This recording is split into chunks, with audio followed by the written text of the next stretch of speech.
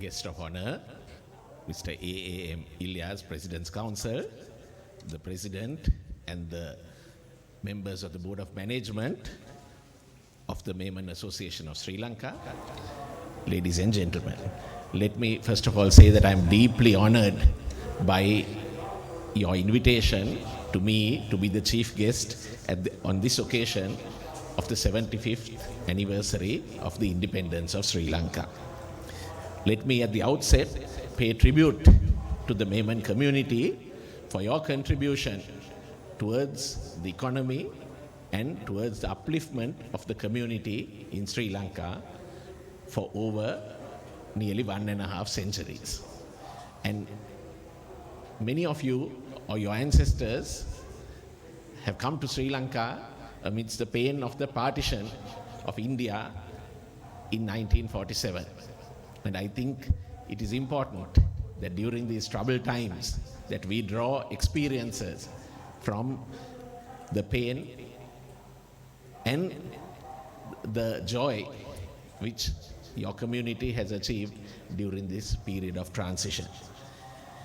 75 years ago, Sri Lanka was declared to be independent from the British by the Duke of Gloucester, representing King George VI of the United Kingdom. And that was 133 years after the signing of the Kandyan Convention, when the Kandyan chieftains acknowledged King George III of Britain as the king of the Kandyan Kingdom. And so 133 years, and thereafter 75 years later, I want to pose this question. Are we a nation and a people which are truly free and independent? And I think this is important that we ask this question, are we truly free? Even as we speak, last night near Elphinstone, you would have seen a crowd of peaceful protesters were set upon by some thugs, and thereafter the Sri Lanka police used water cannon and tear gas to disperse those protesters. And some people who were arrested were taken to a police station, and as at the morning, the lawyers were not given access to these people. So in this backdrop, I want to raise this question, is Sri Lanka truly independent and free? The 1978 Constitution, the preamble to the 1978 Constitution, sets out some of the things which are described as the intangible heritage of the people of Sri Lanka. They are freedom, equality, justice, fundamental human rights, and independence of the judiciary. And these are described as the intangible heritage of the people of Sri Lanka for generations yet unborn.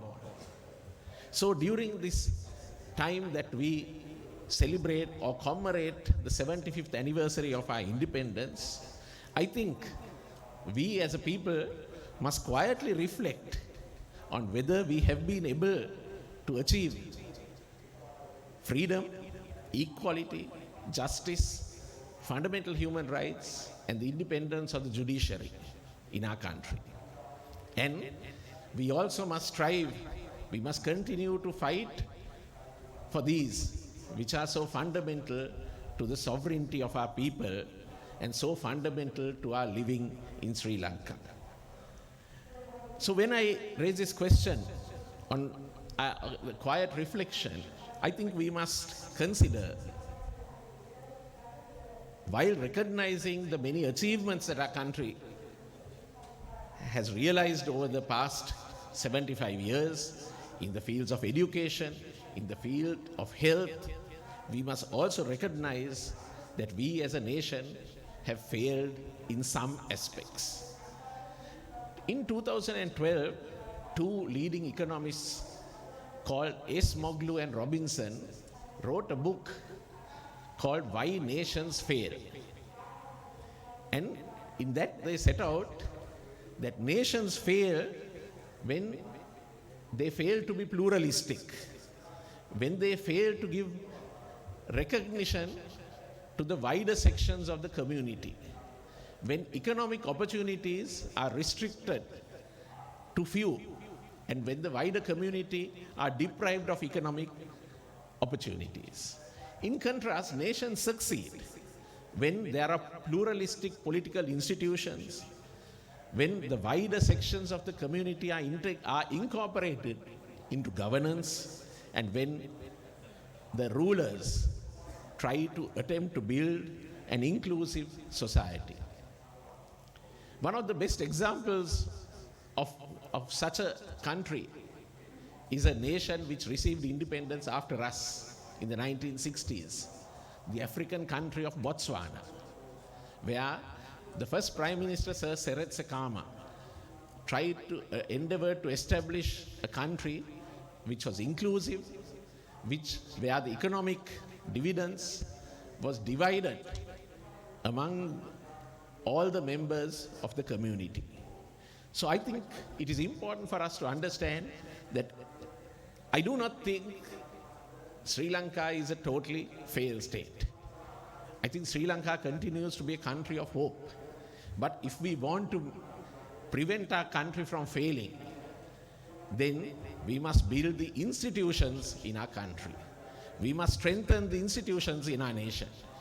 For a long time, we in Sri Lanka, we have been looking for a savior to come and rescue us. So at every election, we look at someone and think he is the savior, and we vote for that person. Then a few years later or a few months later, we are disappointed. And then we look for another savior. But rather than looking for saviors, I think we must strive to build the institutions in our country. We must strive to make them independent. We must seek to make them accountable. The institutions of the executive, the institutions of the legislature, the institutions of the judiciary. They must be independent, but they must be also accountable.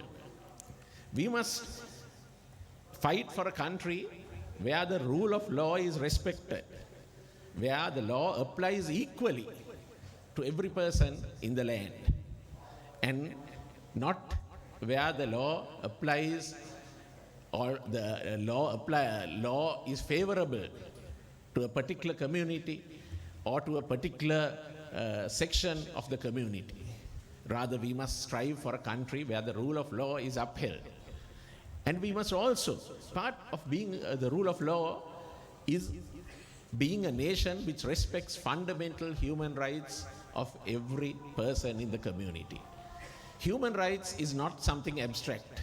Human rights is not something Western. Human rights is very much part of our culture, part of all the cultures of the East.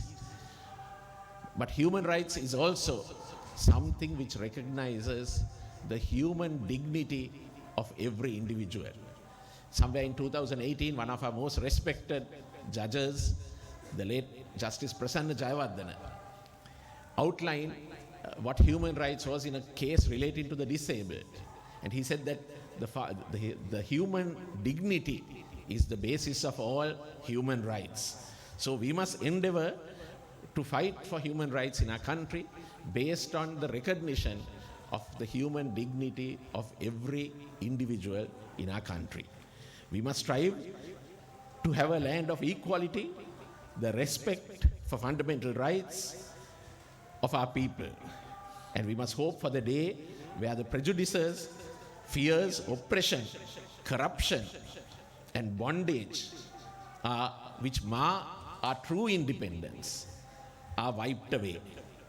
Amidst all this, as I said, I believe that Sri Lanka is still a country of hope and a country of resilience.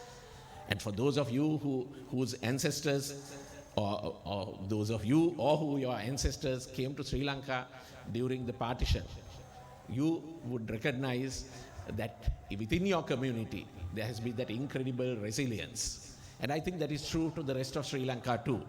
And so what is very important is that we must not lose hope. When we see many Sri Lankans migrating, one of the reasons they are migrating is because they have lost hope. You see doctors, lawyers, professionals who are fairly well off in life still deciding to migrate because they have lost hope. But we should not lose hope. We must be united in our purpose to fight for a united country, to fight for Sri Lanka. I believe that Sri Lanka is a country which is worth fighting for. Finally, I just want to share with you the words of this from the poem called The Call of Lanka by the Reverend W.S. Senior. For those of you who may not know, Reverend Senior was an Englishman, but who loved Sri Lanka, and his ashes were brought to Sri Lanka and buried at Haputale. And so these are the words of Reverend W.S. Senior. But most shall he sing of Lanka in the brave new days that come, when the races all have blended and the voice of strife is dumb. When we leap to a single bugle, we march to a single drum. Hark, bard of the faithful future, hark, bard of the bride to be. A voice on the verdant mountain, a voice on the golden sea. Rise, child of Lanka, and answer, thy mother has called to thee. Thank you.